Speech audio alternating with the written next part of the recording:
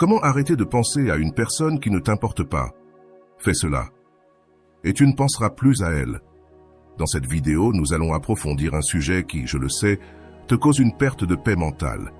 Tu ne peux pas cesser de penser à quelqu'un qui ne t'a pas valorisé, qui ne t'a pas apprécié, et qui, simplement, ne t'importe pas autant que tu l'importes.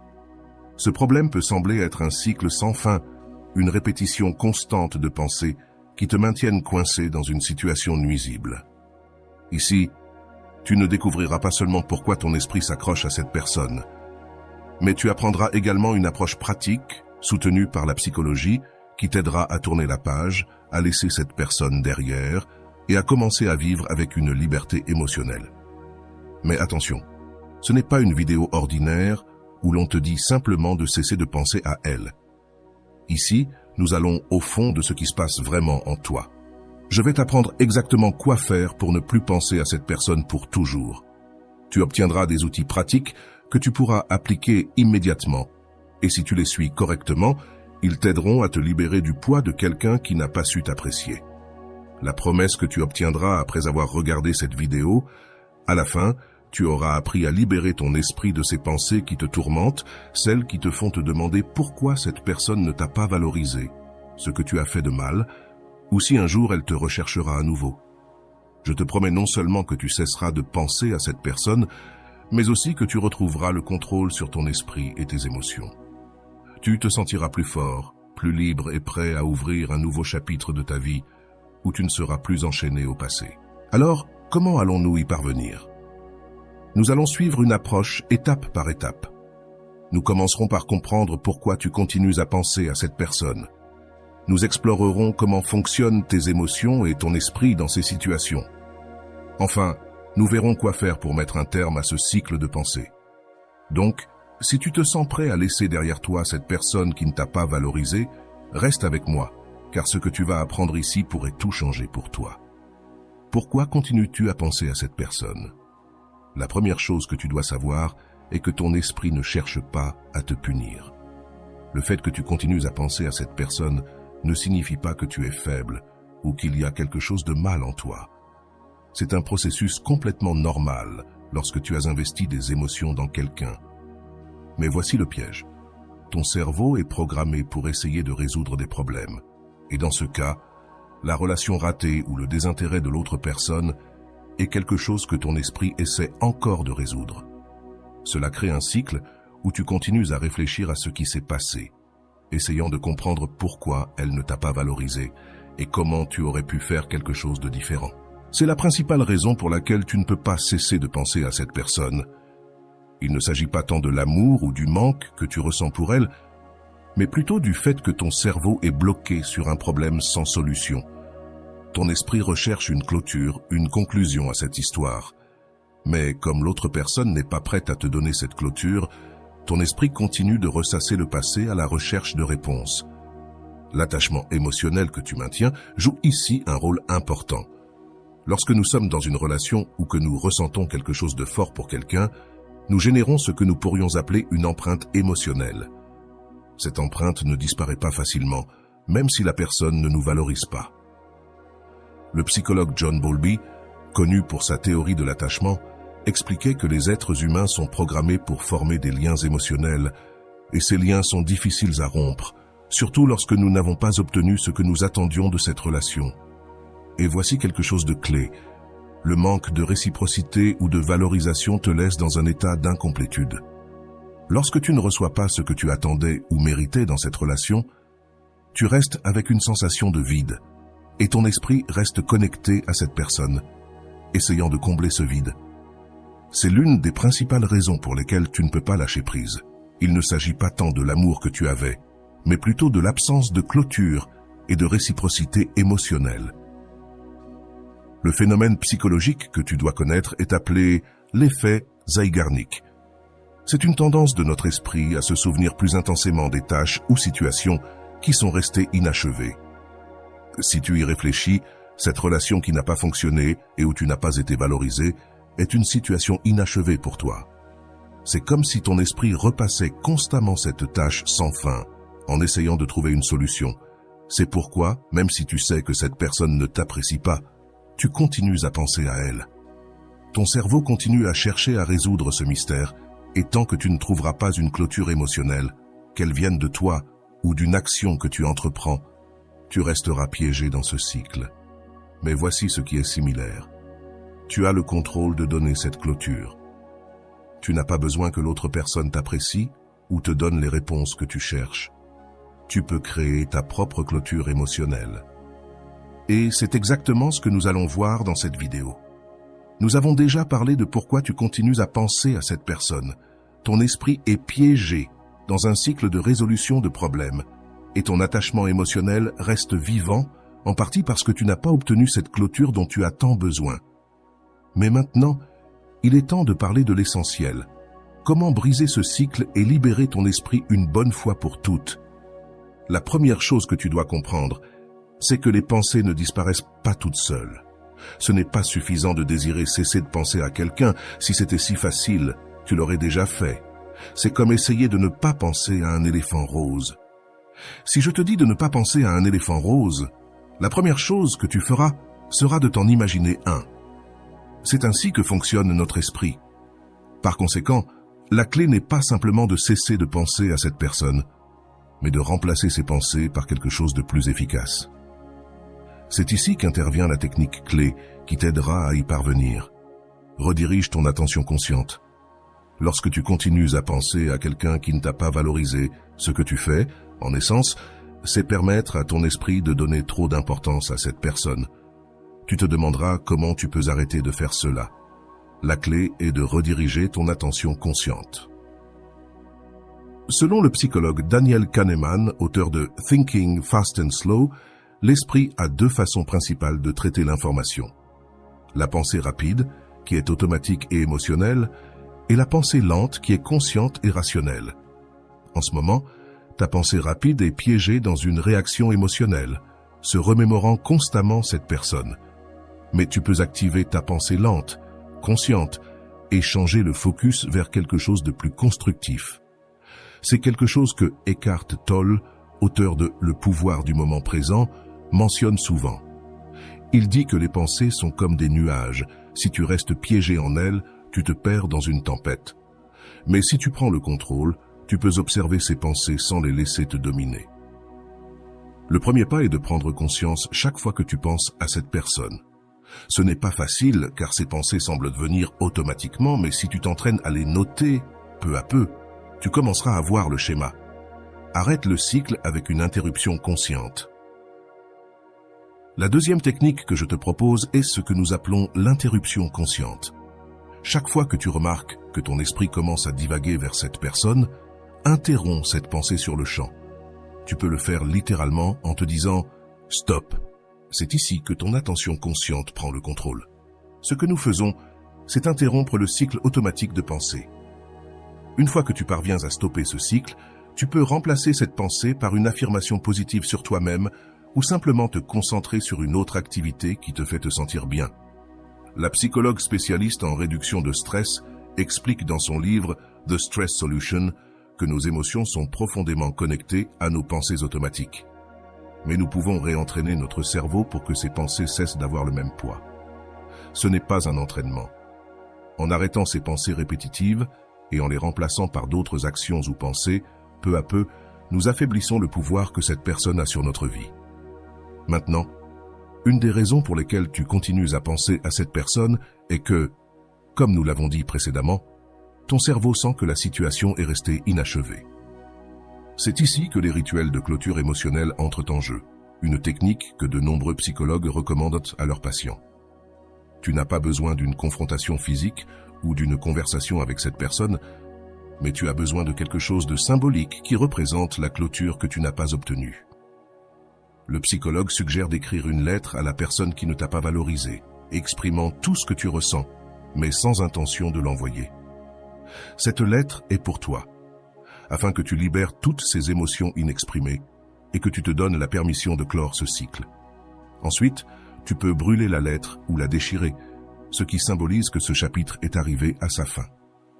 Les types de rituels vous aideront à donner à votre esprit le signal qu'il est temps de laisser aller l'effet Zeigarnik et comment le fermer à votre avantage. Rappelez-vous l'effet Zeigarnik dont nous avons parlé auparavant, cet élan de continuer à penser à une tâche inachevée. Ce rituel de fermeture émotionnelle vous aidera à résoudre ce sentiment d'incomplétude. Ce que vous faites avec cet exercice, c'est donner à votre esprit une conclusion, bien que symbolique, qui lui permettra de relâcher ses pensées persistantes. C'est comme si vous marquiez enfin cette tâche comme complète dans votre cerveau. Mais ne vous méprenez pas, ce n'est pas seulement une question de faire un rituel, et c'est tout. Le processus de cesser de penser à quelqu'un prend du temps et de la pratique. Ce que nous faisons ici, c'est entraîner votre esprit à relâcher ses pensées de manière active. C'est pourquoi chaque fois que vous sentez que votre esprit revient à cette personne, vous devez en être conscient et appliquer l'une de ces techniques pour interrompre le cycle et rediriger votre énergie. Faites de la place pour de nouvelles expériences. En fin de compte, ce qui vous aidera le plus à cesser de penser à cette personne, c'est de faire de la place dans votre vie pour de nouvelles expériences. C'est là que beaucoup de gens échouent. Ils restent piégés dans un cycle de pensée parce que leur vie continue de tourner autour de cette relation ratée. Pour libérer votre esprit, vous devez lui donner un nouvel objectif. Cela peut aller de l'apprentissage d'une nouvelle compétence à commencer un nouveau projet ou à sortir avec des amis qui vous remplissent d'énergie positive. Brené Brown, dans son livre « Le pouvoir de la vulnérabilité », dit que la meilleure façon de guérir une blessure émotionnelle est de s'ouvrir à de nouvelles expériences qui nous permettent de nous sentir connectés à quelque chose de plus grand que notre douleur. Alors, n'ayez pas peur de rechercher de nouvelles aventures, activités ou personnes qui vous aident à rediriger votre attention vers quelque chose qui vous nourrit émotionnellement. Jusqu'à présent, nous avons parlé des raisons psychologiques pour lesquelles vous continuez à penser à cette personne qui ne vous a pas valorisé, et nous avons exploré quelques techniques pratiques pour briser ce cycle. Mais je veux que vous le voyiez en action pour que vous puissiez comprendre comment ces stratégies fonctionnent réellement dans la vie réelle. Ainsi, je vais maintenant vous raconter l'histoire de Laura, quelqu'un qui a appliqué ces techniques et a réussi à se libérer du poids d'un amour non partagé. L'histoire de Laura, quand l'amour n'est pas réciproque. Laura était une femme de 32 ans avec une carrière stable et une vie sociale active.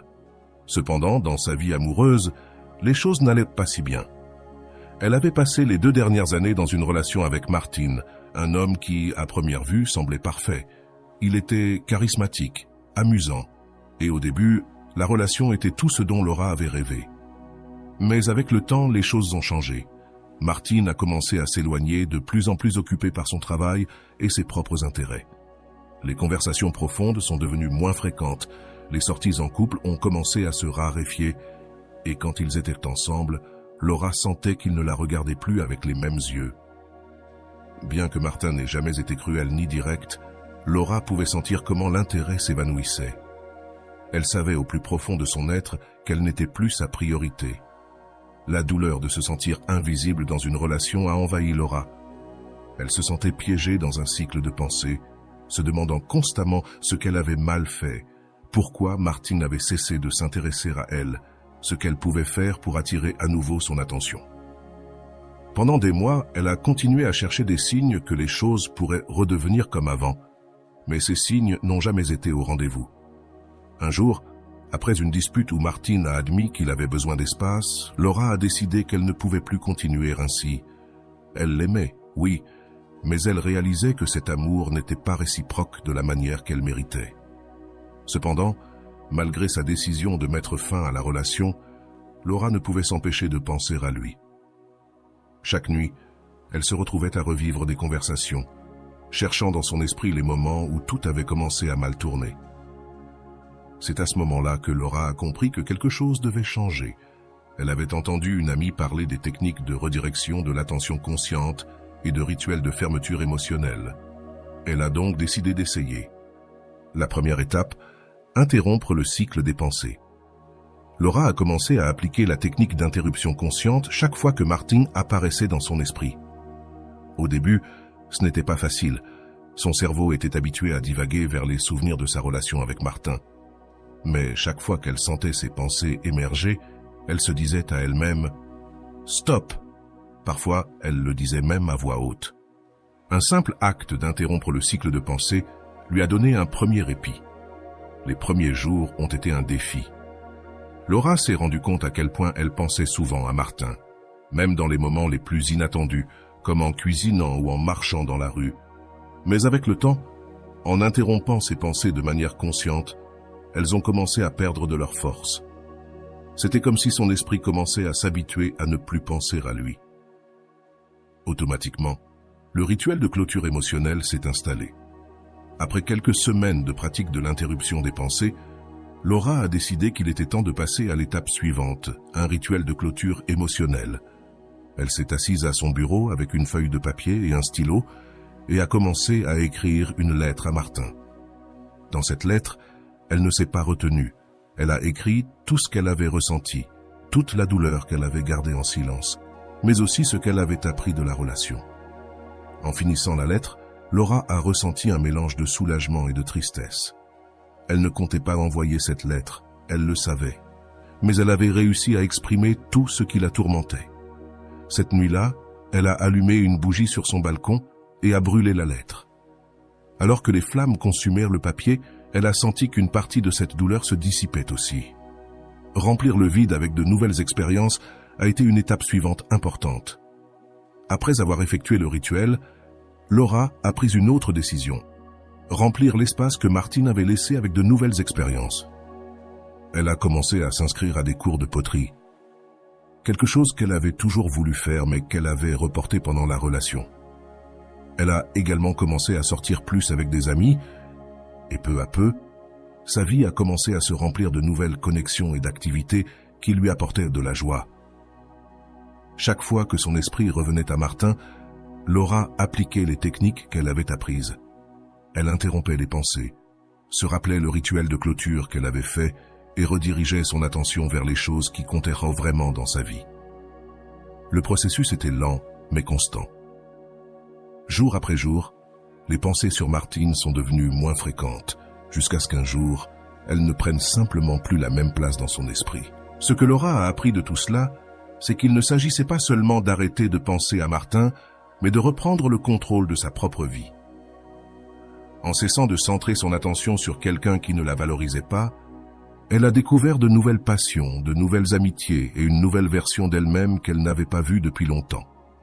Le plus important que Laura a compris, c'est qu'arrêter de penser à quelqu'un ne signifie pas simplement oublier, mais donner une clôture émotionnelle à cette histoire et s'ouvrir à de nouvelles possibilités.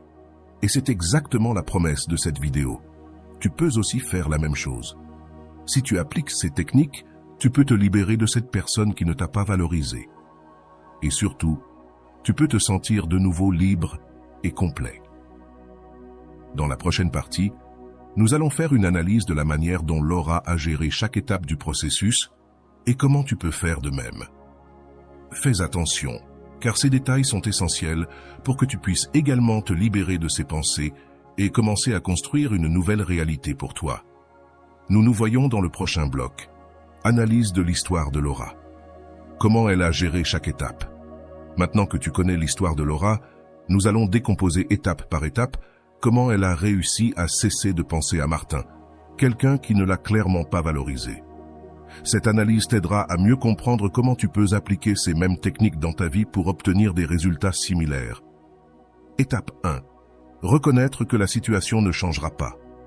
La première chose que Laura a faite, et qui est cruciale pour toi aussi, a été de reconnaître que la situation avec Martin ne changerait pas. Accepter que quelqu'un ne te valorise pas est douloureux, mais c'est le premier pas pour commencer à se libérer. Tant que tu gardes l'espoir que cette personne te verra différemment ou qu'elle recommencera à t'apprécier, tu resteras piégé dans un cycle interminable de pensées. Laura s'est rendue compte que l'amour qu'elle ressentait n'était pas réciproque de la manière qu'elle méritait. Et même si cela a été un coup émotionnel, cette acceptation lui a permis de commencer le processus de guérison. Étape 2. Interrompre le cycle de pensée. C'est l'une des étapes les plus importantes dans le processus de Laura, et cela le sera probablement aussi pour toi. Chaque fois que son esprit revenait à penser à Martine, Laura utilisait la technique de l'interruption consciente. Se dire cela peut sembler simple, mais ça fonctionne parce que cela interrompt le flux automatique de pensées négatives. En les arrêtant net, elle a donné à son esprit une pause et le temps de rediriger ses pensées vers autre chose. Cette étape est particulièrement importante, car de nombreuses pensées que nous avons sur quelqu'un qui ne nous valorise pas sont automatiques. Nous ne les choisissons pas consciemment, mais nous restons piégés. Les répétant, la clé ici est d'avoir ces pensées dès qu'elles surgissent, sans les juger. Il s'agit simplement de reconnaître qu'elles sont là et de prendre le contrôle sur elles. Étape 3. Réaliser un rituel de clôture émotionnelle. Une des choses qui a maintenu Laura piégée a été l'effet Searnick, cette tendance de l'esprit à rester accroché à des tâches ou des situations non résolues. Le rituel d'écrire une lettre à Martin, d'exprimer tout ce qu'elle ressentait et ensuite de la brûler, a été fondamental pour donner à son cerveau la clôture émotionnelle qu'il n'avait pas obtenue de la relation. Ce type de rituel symbolique est puissant, car il te permet de libérer des émotions non exprimées et, en même temps, d'envoyer un signal clair à ton esprit que le cycle est terminé. Si tu ne l'as pas essayé, je t'encourage à le faire. Tu n'as pas besoin de partager cette lettre avec l'autre personne. En fait, il est préférable de ne pas le faire. L'objectif est que tu te libères toi-même. Étape 4. Remplir l'espace émotionnel avec de nouvelles expériences. Une autre étape essentielle dans le processus de Laura a été de remplir le vide laissé par Martin avec de nouvelles expériences. Voici un principe psychologique important. Si tu ne donnes pas à ton esprit quelque chose de nouveau sur lequel se concentrer, il continuera à s'accrocher à ce qu'il connaît, même si cela te cause de la douleur. Laura a pris la décision consciente de s'inscrire à des cours de céramique, une activité qu'elle avait toujours voulu essayer, et a commencé à remplir sa vie de personnes et d'activités qui lui apportaient de la joie. Cette étape est clé, car beaucoup de personnes commettent l'erreur d'essayer d'oublier quelqu'un sans remplacer ses pensées par de nouvelles expériences. Si tu ne fais rien de nouveau, ton esprit continue de revenir au même endroit. Dans le cas de Laura, le fait qu'elle ait commencé à explorer de nouvelles activités et amitiés a fait que, peu à peu, son attention et ses émotions se sont dirigées vers quelque chose de plus positif. Étape 5. Être constant et patient avec le processus. La chose la plus importante à retenir est que ce processus prend du temps. Laura n'a pas cessé de penser à Martin du jour au lendemain. Cela a pris des semaines, voire des mois, pour interrompre ses pensées répétitives et commencer à voir les résultats. Ce qui a fait la différence, c'est sa constance. Chaque fois que son esprit revenait à Martin, elle appliquait les techniques qu'elle avait apprises. Elle le faisait sans désespoir, sachant qu'avec le temps, ses pensées perdraient de leur force. C'est ici que beaucoup de personnes se trompent. Elles s'attendent à des résultats immédiats, et lorsqu'elles ne voient pas de changement rapide, elles se frustrent et abandonnent. Mais ce que tu dois comprendre, c'est que tu es en train de reprogrammer ton esprit. Et cela prend du temps. La constance est la clé. Si tu continues à appliquer les techniques jour après jour, les pensées sur cette personne vont s'affaiblir jusqu'à ce qu'un jour, tu te rendes compte qu'elle n'occupe plus la même place dans ta vie. Le pouvoir de créer ta propre clôture. Laura a compris que, même si elle ne pouvait pas changer comment Martin l'avait traitée, elle pouvait changer la façon dont elle répondait à cette situation. Elle a pris le contrôle de ses émotions et a décidé qu'elle ne vivrait plus piégée dans une relation qui n'existait plus. En réalisant ce rituel de clôture émotionnelle, en interrompant les pensées répétitives et en remplissant sa vie de nouvelles expériences, Laura a réussi à créer sa propre clôture sans dépendre de Martin. Et c'est la leçon la plus importante que tu peux tirer de cette histoire. Tu n'as pas besoin que l'autre personne te donne la clôture émotionnelle que tu recherches.